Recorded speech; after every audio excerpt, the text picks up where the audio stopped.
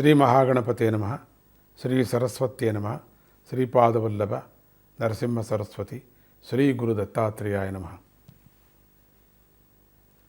ಅಶೋಕವನದಲ್ಲಿ ರಾಕ್ಷಸಿಯರ ಕಾಟದಿಂದ ಸೀತೆ ವಿಚಿತ್ರವಾಗಿ ಯೋಚನೆಗಳನ್ನು ಮಾಡ್ತಾಯಿದ್ಳು. ಎಲ್ಲ ಥರದಲ್ಲಿ ಯೋಚನೆ ಮಾಡ್ತಿದ್ದಾಳೆ.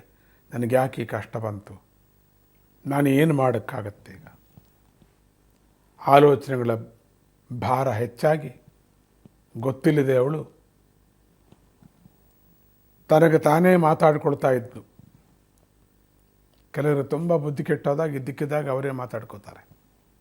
ಹಾಗೆ ಸೀತಾ ಮಾತಿಗೆ ಬುದ್ಧಿ ಕೆಟ್ಟು ಹೋಗಿಬಿಟ್ಟಿದೆ. ಪಾಪ, ನನಗೆ ಬದುಕತಕ್ಕಂಥ ಯೋಗ ಇಲ್ಲ ಅನ್ನಿಸ್ತಿದೆ. 2 ತಿಂಗಳು ಈ ರಾಕ್ಷಸರು ನನ್ನನ್ನು ಕೊಂದುಬಿಡ್ತಾರೆ. ನಾನು 2 ತಿಂಗಳೊಳಗಾಗಿ. ಅದಕ್ಕಿಂತ ಮುಂಚೆ ನಾನೇ ಆತ್ಮಹತ್ಯೆ ಮಾಡಿಕೊಂಡ್ರೆ ತಪ್ಪೇನೂ ಇಲ್ಲ. ನಾನು ಬದುಕುಳಿಬೇಕಾದರೆ ರಾವಣನ ಹೇಳಿದ್ದಕ್ಕೆ ನಾನು ಒಪ್ಕೊಳ್ಬೇಕಲ್ಲ. ಸತ್ತರೂ ಆ ಕೆಲಸ ನಾನು ಮಾಡೋಕ್ಕಾಗಲ್ಲ. ರಾಮನನ್ನು ಬಿಟ್ಟು ನಾನು ಹೇಗಿರಲಿ? ದುರಾತ್ಮನನ್ನು ಅವನ ಮಾತು ನಾನು ಹೇಗೆ ಕೇಳಲಿ? ಇದೆಲ್ಲ ನನ್ನ ಸ್ವಯಂಕೃತ ಅಪರಾಧ. ನಾನು ತಪ್ಪು ಮಾಡಿದ್ದೀನಿ. ಆ ಯಮನೇ ಜಿಂಕೆಯ ರೂಪದಲ್ಲಿ ಬಂದು ನನ್ನನ್ನು ಆಸೆಗೆ ಒಳಪಡಿಸಿದ. ನಾನಲ್ಲಿ ಆಸೆ ಪಡಬಾರ್ದಾಗಿತ್ತು.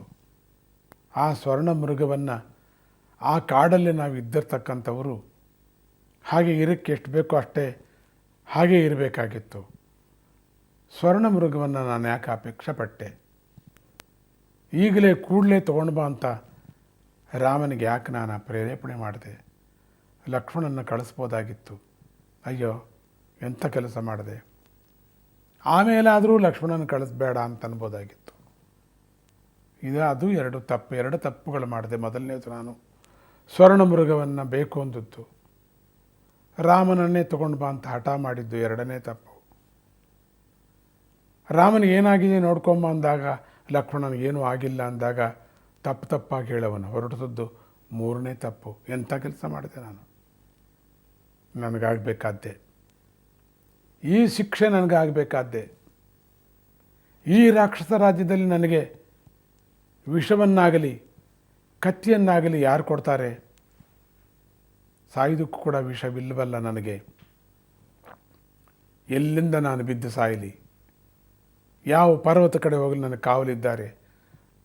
ಅಂಚಿನಲ್ಲೂ ಕೂಡ ಈ ರಾಕ್ಷಸರು ನನ್ನನ್ನು ಬಿಡ್ತಿಲ್ಲ. 2 ಹೆಜ್ಜೆ ಹಾಕೋಕ್ಕೆ ಬಿಡ್ತಿಲ್ಲ. ಈ ಮರದ ಸುತ್ತು ಮಾತ್ರ ಇರಬಲ್ಲೆ. ಅಯ್ಯೋ, ನಾನೇನು ಮಾಡೋಕ್ಕಾಗತ್ತೆ? ಮರ ದೊಡ್ಡದು, ಕತ್ತಲ್ಲಿ ಯಾರು ನೇಣು ಹಾಕ್ಕೋಣ ಅನ್ನೋಕ್ಕೂ ಆಗಲ್ಲ. ವಿಧವಾದಂಥ ಯೋಚನೆ ಮಾಡ್ತಿದ್ದಾಳೆ. ಇದೆಲ್ಲ ಆಗದೇ ಇರೋದು, ಆದರೂ ಸುಮ್ಮನೆ ಯೋಚನೆ ಮಾಡ್ತಿದ್ದಾಳೆ. ಹೇಗೂ ನನ್ನ ಜಡೆ ಉದ್ದಾಗಿದೆ ಅಲ್ವಾ?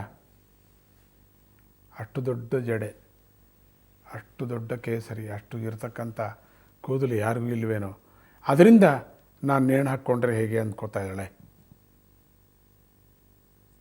ಅಷ್ಟರಲ್ಲಿ ಬೆಳಕು ಹರಿತಾ ಇದೆ. ಹರಿದುಬಿಡ್ತು. ಅನೇಕ ಶುಭ ಶಕುನಗಳು ಕಂಡು ಬಂದವು.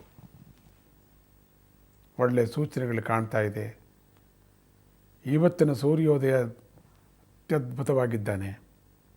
ಇವತ್ತಿನ ಹಕ್ಕಿಗಳ ಕಿರಿಚಾಟಿಕೆ ಶುಭ ವಾರ್ತೆ ತಂದಾಗಿದೆ. ನೋಡಿದ್ರೆ ಇವತ್ತಿನ ತಂಗಾಳಿ ಅದ್ಭುತವಾಗಿದೆ. ಇವತ್ತಿನ ಬಂಗಾರು ಕಿರಣಗಳು ನನ್ನ ಮೇಲೆ ಬೀಳ್ತಾ ಇವೆ. ಅದರಿಂದ ಸ್ವಲ್ಪ ಚೇತರಿಸಿಕೊಂಡ ಸೀತೆ ಸ್ವಲ್ಪ ಸಮಾಧಾನ ತಂದ್ಕೋತಾಳೆ. ಶುಭ ಸೂಚನೆಗಳನ್ನು ಕಾಣ್ತಾ ಇವೆ. ಒಳ್ಳೆಯ ಶಕುನಗಳು ಕಾಣ್ತಾ ಇವೆ ನನಗೆ. ಎಂದೂ ಇಲ್ಲದೆ ಇರತಕ್ಕಂಥ ಹಕ್ಕಿಗಳು ಇವತ್ತು ಈ ಮರದ ಮೇಲೆ ಕೂಗ್ತಾ ಇವೆ. ಆ ಕಡೆ ರಾಕ್ಷಸರ ಸಂಭಾಷಣೆ, ಈ ಕಡೆ ಸೀತಾದೇವಿಯ ಮಾತುಗಳನ್ನು ಕೇಳ್ತಾ ಇರತಕ್ಕಂಥ ಹನುಮಂತ ಗಂಭೀರವಾಗಿ ಯೋಚನೆ ಮಾಡ್ತಿದ್ದಾನೆ. ಸೀತೆಯ ಮಾತನ್ನು, ಗಳಗಳ ಹತ್ತದ್ದನ್ನು, ಸೀತೆ ಗಳಗಳ ಅಂತ ಅಳ್ತಾ ಮಧ್ಯದಲ್ಲಿ ಮಾತಾಡ್ತಕ್ಕಂಥದ್ದು. ಅವರು ಬಳಬಳ ಅಂತ ಮಾತಾಡ್ತಾ ಇದ್ದಾರೆ ರಾಕ್ಷಸ ಸ್ತ್ರೀಯರು. ಅರ್ಧ ನಿದ್ರೆ, ಅರ್ಧ ಎಚ್ಚರ. ತ್ರಿಜಟಿ ಮಾತುಗಳು, ಹಕ್ಕಿ ಕೂಗುಗಳು, ಸೂರ್ಯೋದಯ ಇವೆಲ್ಲವೂ ನೋಡ್ತಾ ನಿಂತಿದ್ದ ಸ್ವಾಮಿ ಕೂತಿದ್ದಾನೆ ಮೇಲೆ. ಅಲ್ಲಿಂದಲೇ ಕೊಂಬೆ ಮೇಲೆ ಸಣ್ಣದಾಗಿ ನಿಂತ್ಕೊಂಡಿದ್ದಾನೆ. ಜಯ ಗುರುದತ್ತ.